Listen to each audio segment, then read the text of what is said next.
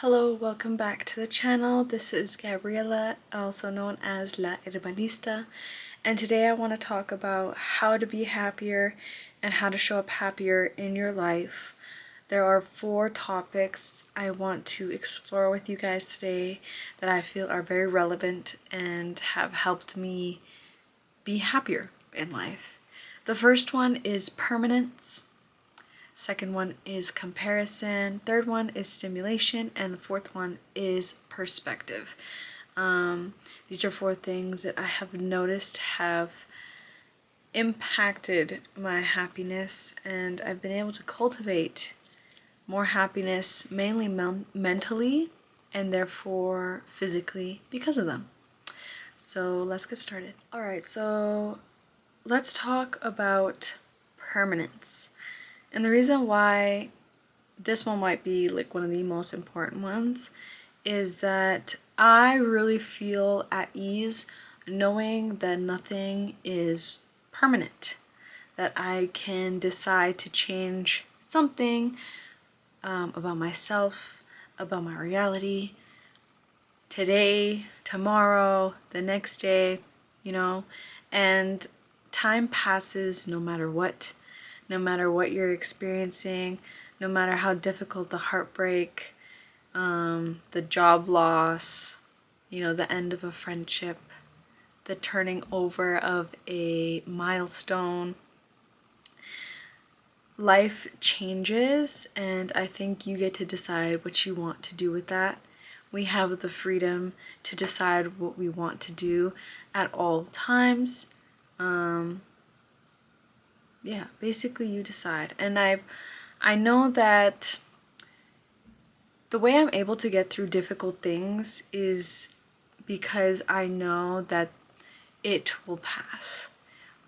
In the next day, 2, 3 days, the next couple months, that this feeling that I'm experiencing or this reality that I'm experiencing is not going to be forever. And time heals, basically. And anytime I've ever been through or experienced something very difficult, I now know that even though it is difficult in the moment, that I will be thinking back on this moment in a couple months or even, a couple years, and I will be better because of it. I will have learned from it. I will have changed from it, and I will be grateful for it always. So that's why I think it is easier to be happier knowing that nothing is permanent or nothing is set in stone, because there is freedom knowing that. The second one I want to talk about is comparison. Now, this is another really big one because I find that comparison really is the thief of joy. I will use women as an example. We tend to compare ourselves to other women in terms of beauty, and I have turned comparison more so into appreciation or admiration, and it has completely changed the way I go about life. I would say I'm much lighter, freer, happier because I have changed that thought process. Rather than seeing another girl or woman who's very beautiful, I appreciate their beauty and I admire them. Or let's say someone has a skill that I don't have, I really feel inspired by people who are doing better than me or who have characteristics or skills that I might not have. But I also really appreciate myself because I know that I always do my best to move through life with my own tools and my own characteristics. Like, just because someone has something I do not does not make me less than them, if that makes sense. I think this perspective is huge. I think, honestly, if you can go through life and change envy and jealousy into appreciation and admiration, you will literally change your life. I'm telling you, you will change your life. A positive attitude in that sense, to be grateful, to admire, to be in awe of other people, of other things, will change your life. And I assure you that it will bring you greater opportunities. I assure you that it will. The third one is stimulation. Mainly because nowadays I think that we hide our emotions by scrolling, or we avoid. Avoid would be a better word. We avoid our emotions and look through a screen instead and scroll and scroll and scroll so we don't have to deal with anything that we are currently experiencing. Now, I really like the times in my life that have been the most healing have been when I just am able to sit down, lay down, or just do something without any kind of stimulation. Whether it's music, talking to someone, silence, observing, but being able to be silent is so healing. Being able to be with your own thoughts is something that I find that most people avoid nowadays.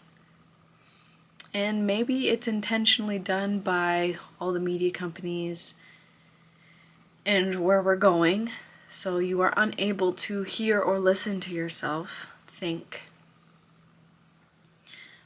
So you are unable to trust yourself or feel like you can't make decisions without first going through some kind of medium to reassure you that you are making the right decision.